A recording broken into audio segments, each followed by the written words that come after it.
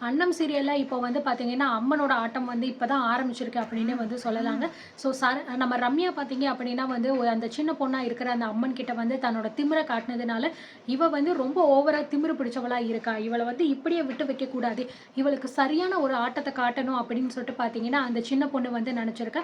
எந்த மல்லிகை பூவ வந்து நம்ம ரம்யா தட்டி விட்டாலோ, அந்த மல்லிகை பூவே வந்து ஒரு பாம்பா மாத்தி ரம்யாவ வந்து பயன்படுத்தணும். ரம்யாவோட திமிர ஒட்டுமொத்தமா அடக்கணும் அப்படிங்கிற மாரி வந்து அம்மன் பிளான் பண்ணிட்டு ஸோ கரெக்ட்டா வந்து பார்த்தீங்கன்னா, அவ போர்ல கார்லயே வந்து பின்னாடி அந்த பாம்பு இருக்கிற மாரி பண்ணியிருப்பாங்க. அந்த ரம்யா வந்து பாம்ப பார்த்தோனே பயங்கரமா வந்து அலறி அடிச்சு வெளில வந்துடுறாங்க. "ஐயோ! உள்ள பாம்பு இருக்கு, பாம்பு இருக்கு. போய் புடிங்க" அப்படின்னு சொல்லிட்டு அந்த டிரைவர் வந்து போயிட்டு சொல்லும்போது, "ஐயோ! மேடம் நான் போய் பாம்பு பிடிக்கிறதா? எனக்கு அதெல்லாம் வந்து பயம் மேடம்" அப்படிங்கிற மாரி சொல்லும்போது, "இப்போ போய் பாம்ப பிடிக்கிறீங்களா? இல்ல வேலைய விட்டு நிறுத்தவா?" அப்படிங்கிற மாரி சொல்லும்போது, "ஐயய்யோ! வேலைய விட்டு நிப்பாட்ட போறீங்களா? வேலை மட்டும் இல்லன்னா வீட்ல பொண்டாட்டி என்ன செருப்பால அடிச்சுருவாளே! அதுக்கு பாம்பு கிட்ட கடி வாங்குறதே பரவால்ல. இருங்க மேடம் நான் போய் பார்க்குறேன்" அப்படின்னு சொல்லிட்டு பார்த்தீங்கன்னா, போய் வந்து பார்க்குறாரு. ஸோ ஃப்ரண்ட் சீட்ல எதுவுமே இருக்காது. பின்னாடி போய் பாருங்க அப்படின்னு சொல்லிட்டு பின்னாடி போய் பார்த்தா, அந்த சீட்ல பாம்புக்கு பதிலா வந்து மல்லிப்பூ தான் கிடக்கும். அவர பார்த்தோனே, "என்னடா இது மல்லிப்பூ தானே கிடக்கு. மேடம் என்னமோ பாம்புன்னு சொல்றாங்களே" அப்படின்னு சொல்லிட்டு போயிட்டு அத எடுத்துட்டு பார்த்தீங்கன்னா, "மேடம் இங்க பாருங்க இது பாம்பெல்லாம் கிடையாது. மல்லிப்பூ தான். இத பார்த்தா நீங்க போய் பயந்தீங்க" அப்படின்னு சொல்லிட்டு சொல்லும்போது, அங்க இருக்கிறவங்க எல்லாம் பார்த்தீங்கன்னா, ரம்யாவ பார்த்து வந்து சிரிக்கிறாங்க. ஸோ இதனால ரம்யாவுக்கு வந்து பயங்கரமா வந்து கோவம் வருது. என்ன இது நம்ம பார்க்கும்போது பாம்பு தானே இருந்துச்சு. இந்த மல்லிகைப்பூ நம்ம அங்க அந்த பொண்ணுகிட்ட தள்ளி விட்ட பூவாச்சே. இது எப்படி இங்க வந்துச்சு? அப்படிங்கிற மாரி ரம்யாவுக்கு வந்து ஒரு டவுட் வருது. ஸோ அதே டவுட்ல பார்த்தீங்க அப்படின்னா, அப்படியே மொறச்சுக்கிட்டே வந்து ரம்யா விறுவிறுன்னு வேகமா உள்ள போயிட்டு, தன்னோட ரூம்ல போயிட்டு உட்காந்துக்கிட்டு யோசிச்சுக்கிட்டு இருக்காங்க. அது எப்படி இப்படி மாறும்? நம்ம வந்து அந்த பொண்ணுகிட்ட பூ வேண்டான்னு சொல்லி சொன்னோம். அது மட்டும் இல்லாம அந்த பொண்ணு கம்பல் பண்ணி குடுத்ததுனால, அந்த பூவ நம்ம தள்ளி விட்டோம். அதுக்கப்புறம் வண்டி எடுத்துட்டு வந்துட்டோம். அப்படி இருக்கும்போது, எப்படி இந்த பூ வந்து நம்மளோட இதுல வரும்? அப்படின்னு சொல்லிட்டு பார்த்தீங்க அப்படின்னா, அந்த பூவ வந்து மறுபடியும் பார்க்கும்போது, மறுபடியும் அந்த பூ பார்த்தீங்க அப்படின்னா வந்து பாம்பா மாறி வந்து நிக்கும். ஸோ அத பார்த்தோனே மறுபடியும் நம்ம ரம்யா வந்து பயங்கரமா அலற ஆரம்பிச்சுடுறாங்க. ஐயோ! பாம்பு, பாம்பு மறுபடியும் பாம்பு யாராவது வாங்களேன், காப்பாத்துங்களேன் அப்படின்னு சொல்லிட்டு கத்துறாங்க. ஸோ இத கேட்டுட்டு மறுபடியும் பார்த்தீங்க அப்படின்னா, ஆள் வந்து உள்ள வர்றாங்க.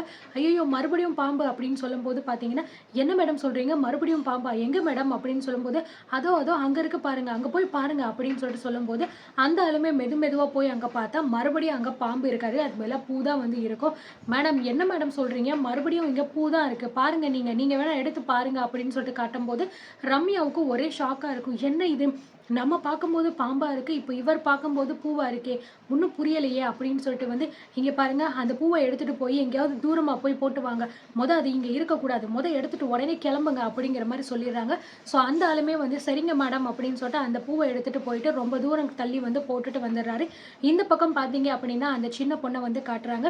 "என்ன ரம்யா மல்லிப்பூவ பாம்புன்னு நெனச்சுட்டு பயந்துகிட்டு இருக்கியா? இதுதான் வந்து உனக்கு ஆரம்பம். இதுக்கப்புறம் உன்னோட திமிரையும் சரி, உன்னோட கொட்டத்தையும் எப்படி நான் வந்து அடக்குறேன்னு மட்டும் பாரு.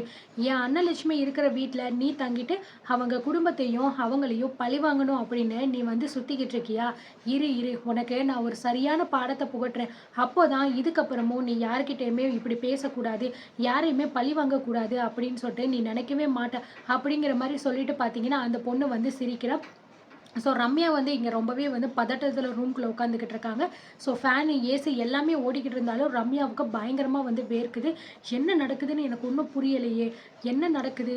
எப்படி வந்து இப்படி வந்து மாறும் அப்படின்னு சொல்லிட்டு ரொம்பவே வந்து கன்ஃப்யூஷன்ல குழப்பத்துல வந்து ஸோ எந்த வேலையுமே சரியா பார்க்க முடியாம, இதுக்கு மேல நம்ம இங்க இருந்தா சரிப்பட்டு வராது அப்படின்னு சொல்லிட்டு, ஸோ உடனே அந்த டிரைவர வந்து கூப்பிட்டுட்டு வந்து, "எனக்கு வந்து ஒரு கேப் இல்லன்னா ஒரு ஆட்டோ வந்து புக் பண்ணுங்க. நான் உடனே வீட்டுக்கு போறேன். இன்னைக்கு வந்து யாருமே வேலை பார்க்கலனாலும் பரவால்ல. கிளம்புங்க" அப்படின்னு சொல்லிட்டு பார்த்தீங்க அப்படின்னா, நம்ம ரம்யா உடனே விறுவிறுன்னு ஒரு ஆட்டோவ புடிச்சு பார்த்தீங்க அப்படின்னா, வீட்டுக்கு வந்துடுறாங்க. ஸோ வீட்டுக்கு வந்தவுடனே வந்து நடந்த விஷயங்கள் எல்லாத்தையுமே வந்து நம்ம செண்பகம் கிட்ட சொல்றாங்க. "என்ன தங்கம் என்ன சொல்லிக்கிட்டு இருக்க? நீ சொல்றத பார்த்தா எனக்கு ரொம்ப விசித்திரமா இருக்கே!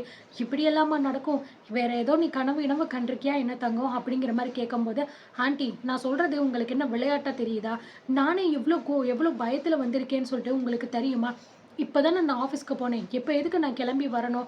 எனக்கு அந்த விஷயம் வந்து ரொம்பவே பயமா இருக்கு ஆன்ட்டி. அதனால தான் நான் வேலையெல்லாம் விட்டுட்டு உடனே கிளம்பி வந்திருக்கேன். இது என்ன ஏதுன்னு எனக்கு ஒண்ணும் புரியல ஆன்ட்டி" அப்படிங்கிற மாரி சொல்லும்போது, ஸோ இந்த விஷயத்த பார்த்தீங்கன்னா, நம்ம அண்ணமும் வந்து கேட்டுட்டே நிக்கிறாங்க.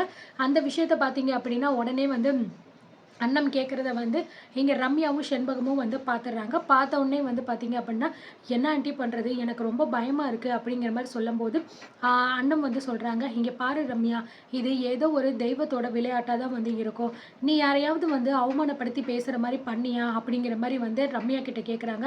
"ஏய்! எதுக்குடி இப்ப என் தங்கத்துக்கிட்ட இப்படி தேவையில்லாத விஷயத்தெல்லாம் பேசிக்கிட்டு இருக்க? உன்னை யார் இங்க கூப்பிட்டா? உன் வேலை என்னமோ அத மட்டும் பாருடி. வந்துட்டா பெரிய இவ மாதிரி என்னமோ அப்படி பேசினியா, இப்படி பேசினியான்னு சொல்றதுக்கு. என் தங்கத்துக்கிட்ட யாரு எப்படி பேசணும், எப்படி நடந்துக்கணும்னு சொல்லிட்டு நீ ஒண்ணும் சொல்லி தர தேவையில்லடி." அப்படிங்கிற மாரி வந்து செண்பகம் சொல்றாங்க. "அப்படி இல்லைங்க அத்த. இதுல வந்து நிச்சயமா இந்த மாரி நடந்திருக்குன்னா, வேற ஏதோ ஒரு காரணத்தினால தான் நடந்திருக்கும். இல்லன்னா சும்மா இருக்கும்போது ஒருத்தவங்களுக்கு இந்த மாதிரிலாம் வந்து ஒரு ஒரு சில விஷயங்கள் வந்து தோணாது. அதுவும் பாம்பு வந்து இருக்கிற மாரி தோணுது அப்படின்னா, நிச்சயமா இது வேற பெரிய பிரச்சனையா தான் இருக்கும்." அப்படிங்கிற மாரி சொல்றாங்க. ஸோ இத கேட்டோனே ரம்யாவுக்கும் மனசுக்குள்ள கொஞ்சம் பயம் இருந்தாலும், எதுவுமே வெளியில காட்டிக்காம அப்படியே அமைதியா உட்காந்துக்கிட்டு இருக்காங்க. "அதெல்லாம் நாங்க பார்த்துக்கிறோம். நீ ஒண்ணும் சொல்லணும் அப்படிங்கிற அவசியம் இல்ல போ." அப்படிங்கிற மாரி சொல்லிடுறாங்க. சரி அப்படின்னு சொல்லிட்டு அண்ணமும் போயிடுறாங்க. "இங்க பாரு தங்கம். எத நினைச்சியும் நீ பயப்படாத. நான் அம்மன் கோயிலுக்கு போயிட்டு, நான் வந்து உன் பேர்ல அபிஷேகமும், அதுக்கப்புறம் அர்ச்சனையும் பண்ணிட்டு கொண்டு வரேன். எல்லாம் சரியாயிரும். நீ போயிட்டு ரெஸ்ட் எடு தங்கம். இதெல்லாம் பத்தி நீ யோசிச்சுக்கிட்டு இருக்காத. இதெல்லாம் ஒண்ணுமில்ல." அப்படிங்கிற மாரி நெனச்சுட்டு பார்த்தீங்க அப்படின்னு சொல்லிட்டு அவங்க போயிடுறாங்க.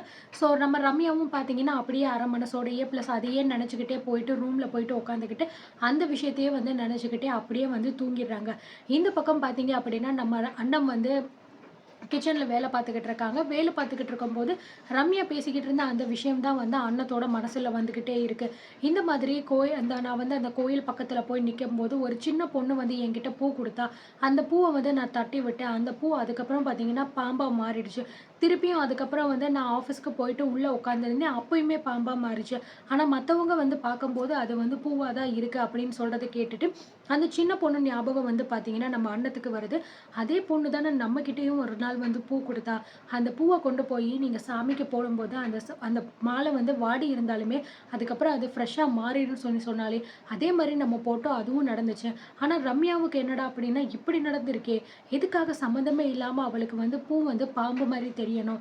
இதுல வேற ஏதோ ஒரு விஷயம் இருக்கே! ஒரு வேளை ரம்யா வந்து ஏதாவது தப்பு பண்ணிட்டாளோ! இல்ல யார்கிட்டயாவது மரியாதை குறைவா பேசியிருக்காளோ! அப்படிங்கிற மாரி வந்து நம்ம அண்ணத்துக்கு தோணுது. ஸோ உடனே பார்த்தீங்க அப்படின்னா, அம்மனா இருக்கிற அந்த பொண்ண வந்து காமிக்கிறாங்க. "ஆமா அண்ணோ! நீ சொல்றது சரிதான். யாரா இருந்தாலும் சாமிக்கு முன்னாடி எப்படி பேசணுமோ அப்படிதான் பேசணும். தன்னோட திமிரையும், தன்னோட அகங்காரத்தையும் அம்மன் கிட்ட காட்டுனா அது செல்லுபடியாகுமா? அதனால தான் அவளுக்கு ஒரு சரியான பாடம் காட்டணும்னு நான் முடிவெடுத்திருக்கேன்.